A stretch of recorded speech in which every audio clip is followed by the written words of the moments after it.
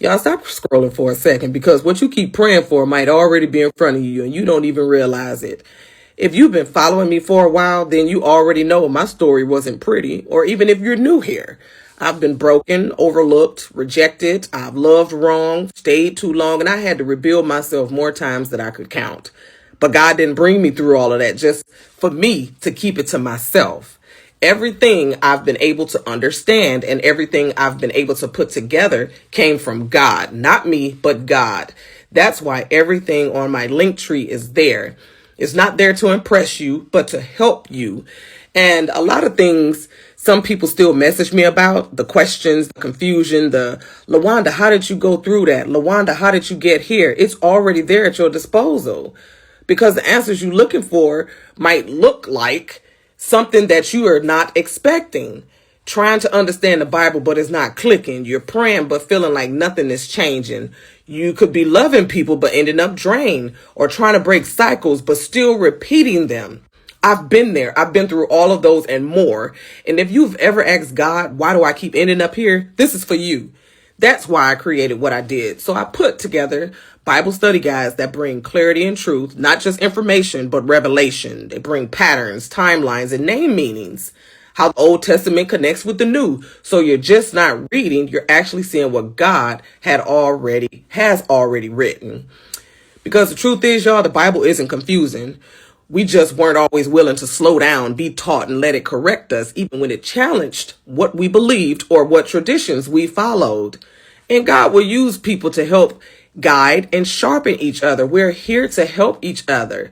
But too many of us, we want to be spoon-fed instead of seeking, growing, and applying what he's already given us. And I say that humbly, y'all. I really do, because I was once there too.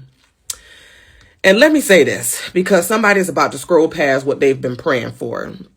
A lot of us keep asking God for answers, but when he gives us something that requires us to change, we hesitate, because truth, it would always cost you something. And if you feel this right now, this might be for you. I also created things like why some prayers feel empty, because I remember what it felt like to cry out to God and feel like nothing was changing, but really God was working on me. I've created something called biblical boundaries, because I had to learn that loving people doesn't mean losing yourself. And just because you love someone doesn't mean God told you to stay. And my memoirs, they're there too, y'all. The full story, not the shortened version, the abuse, the brokenness, the cycles, what I went through, what I allowed, and how God pulled me out of it.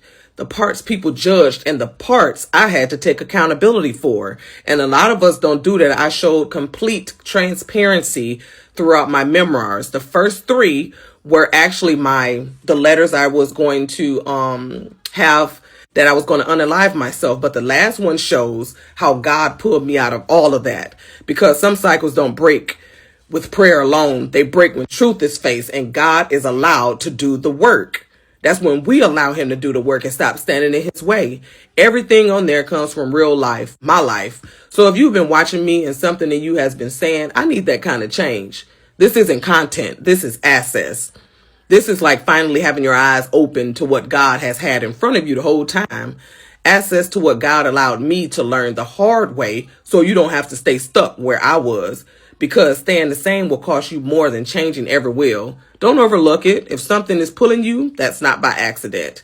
Go to my link tree, take what you need, it's already there, and give God the space to do the rest. Don't just watch me grow with me.